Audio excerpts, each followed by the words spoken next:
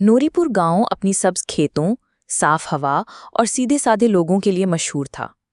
इसी गांव में एक नेकदिल किसान हाजी रशीद रहता था। उसके साथ बीवी जीनत, बेटा फहाद, बेटी आयशा और एक नन्हा सा मुलाजिम बबलू भी रहता था। बबलू शरारती जरूर था, मगर दिल का बहुत साफ था। उसकी एक अजीब सी आदत थी। वो हर बात के बाद कहता था, कोई न कोई भलाई जरूर है। एक दिन सुबह फहद ने कहा, अम्मी नाश्ता जल्दी दे दें, स्कूल देर हो रही है। अम्मी ने जल्दी में रोटी दी और बबलू ने सालन रखा। लेकिन ओह, प्लेट जमीन पर गिर गई और टूट गई। फहद गुस्से से बोला, ओ बबलू, तुमसे सीधा काम नहीं होता? बबलू ने हुए कहा, कोई न कोई भलाई जरूर है। अम्मी ने डांटते हुए कहा, कौन सी भलाई है बेटा, प्लेट टूट गई। बबलू मुस्कुराकर बोला, अगर प्लेट ना टूटती तो मुझे कैसे पता चलता कि ये पुरानी है? अब हम नई प्लेट खरीदेंगे। सब हंसने लगे। एक दिन खबर आई कि करीबी रास्ते पर डाकू आए हैं।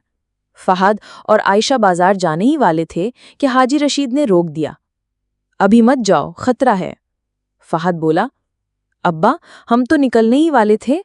बबलू फौरन बोला, मैंने कहा था ना, कोई ना कोई भलाई जरूर है। वाकई, अगर वो निकल जाते तो डाकुओं के हत्थे चढ़ जाते। कुछ दिन बाद हाजी रशीद के खेत में आग लग गई। सब परेशान हो गए। हाजी रशीद सर पकड़कर बैठ गए। या अल्लाह, ये क्या हो गया? बबलू पानी डालते डालते भी मुस्कुराया और बोला, कोई न कोई भलाई जरूर है। सब हैरान हो गए। ये कैसी भलाई है बबलू? खेत जल गया।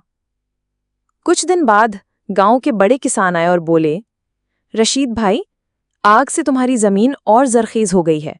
अगली फसल सबसे अच्छी होगी। अब सबको बबलू की बात समझ आ गई। कुछ ही दिनों बाद गांव में बड़ा जलसा हुआ।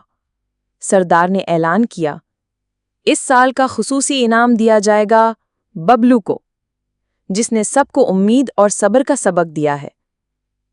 पूरा गांव तालियों से गूंज उठा।